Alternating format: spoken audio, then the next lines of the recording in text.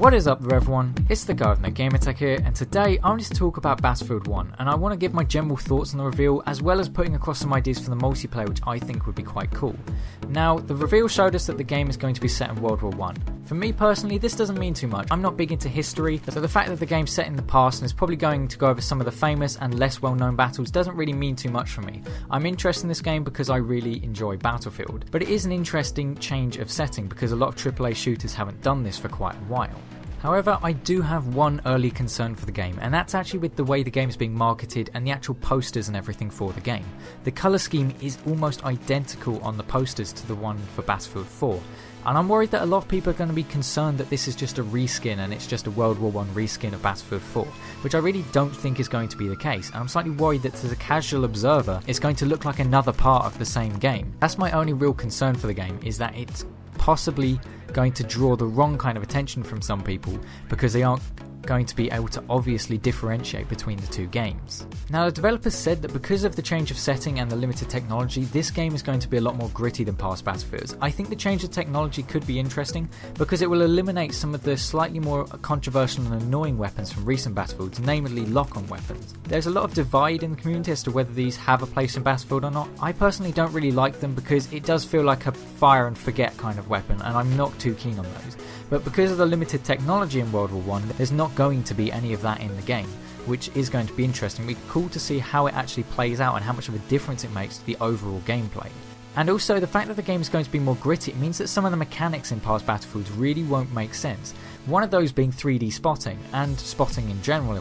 Now, 3D spotting conceptually was a good idea. It incentivized teamwork because if you could spot the enemies for your teammates, they can then take out those enemies, especially if it was at a range where you couldn't deal with them. Say you spot a sniper in the distance, a recon on your team can then engage that sniper and hopefully take them out. And it did have an interesting team play dynamic to it. However, it has become a quite broken mechanic. In a lot of scenarios, you can shoot people that you can't actually see, maybe even through smoke. You can't actually see them, but you can shoot them because they're spotted and you can get shots on them. Now, in the context of World War 1, I don't think this would actually work thematically. It would look too out of place. And in fact, even just spotting and having a mini-map, in my opinion, might just not look right in this game. And one thing I'd actually thought was not removing the spot feature entirely, but you could have a feature where you click the spot button and it will spot an enemy. Now, if there was no mini-map in this game, it wouldn't affect that. What would happen is you would call out the directions. So you'd say, enemy spotted to your west. Only nearby teammates would be able to hear you say that because they would be the only people that would actually be able to hear it.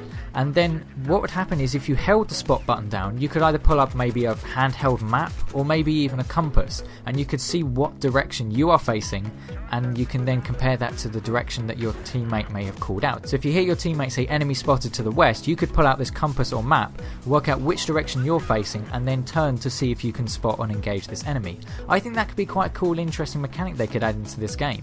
However, I'm not going to say remove a minimap because it could have a place in this game, but I'm not sure exactly how it's going to look. That's going to be one of the most interesting things in the upcoming reveal for the gameplay of this game, is actually how the UI is going to look, because if it's too much like it was in Battlefield 4, it just won't look right in the game. It will look completely out of place. But at the same time, if they go too hardcore, a lot of people might just not like it because it doesn't give them enough information.